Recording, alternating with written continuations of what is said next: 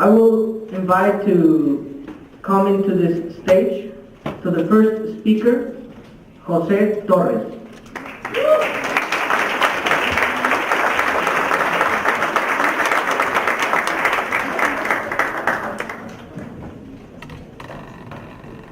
Jose Torres, the uncomfortable teacher. The uncomfortable teacher, Jose Torres.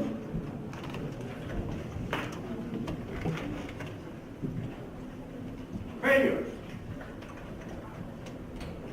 should be your teacher, not the undertaker. Failure is delay, not defeat.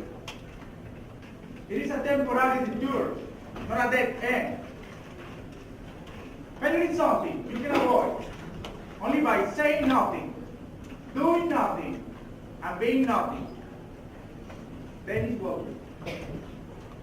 Mr. Chairman, fellow Toastmasters and dear guests, most people consider that success is the opposite of failure.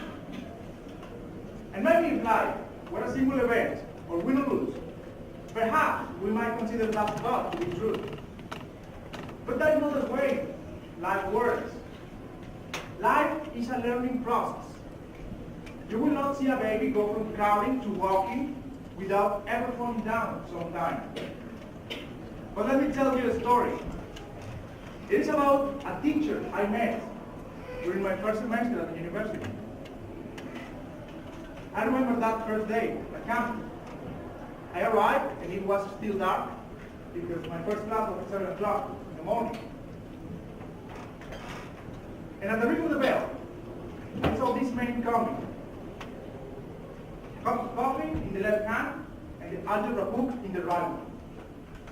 He entered the classroom, left his stuff at the desk, and started writing his name and the name of the book in black.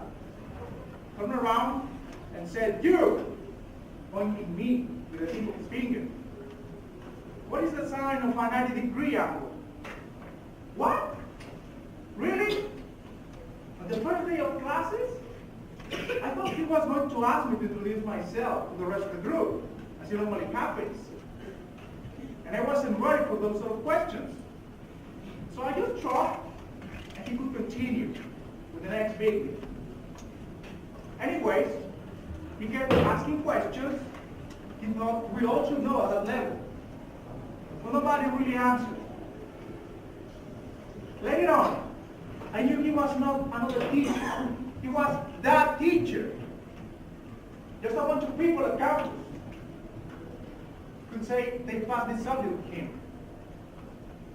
And I started to realize that it was not going to be easy.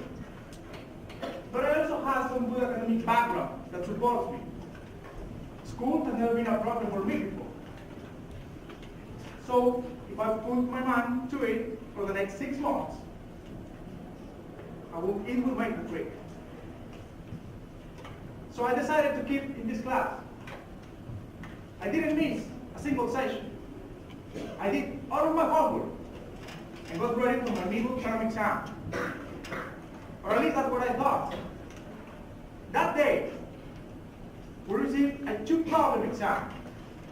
And after I finished it, I get out of the classroom and started sharing answers with my friends. Was it 9.77 the answer for the second problem? And one of my friends replied, I guess I got 10.11. Oh, I see. Okay. He's not that really smart, so I'm going to keep asking.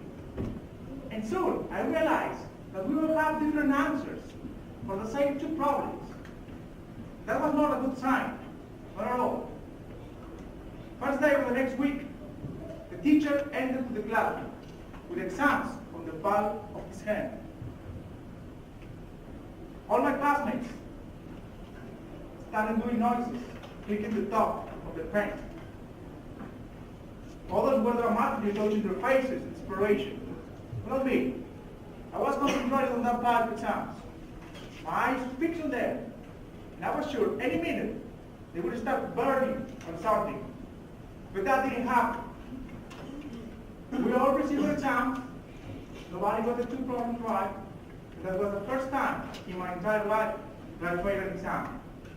But not the last one. The finals came. We all received another exam. And long story short, just 3 out of 40 passed this subject with him. Fortunately, I wasn't one of those 3. So I had to take extra classes during the summer. 6 more weeks with this teacher for a second chance, and only 1 exam to try to clear this subject and avoid rescheduling my next semester. At the end of the summer course, we all receive another exam. Another 3 passed the course. And I'm proud to say that this time, I was one of those 3. So after those first 6 months at the university, I think I learned more than just algebra. I realized that in order to succeed, you need to persevere, despite the number of times you fall.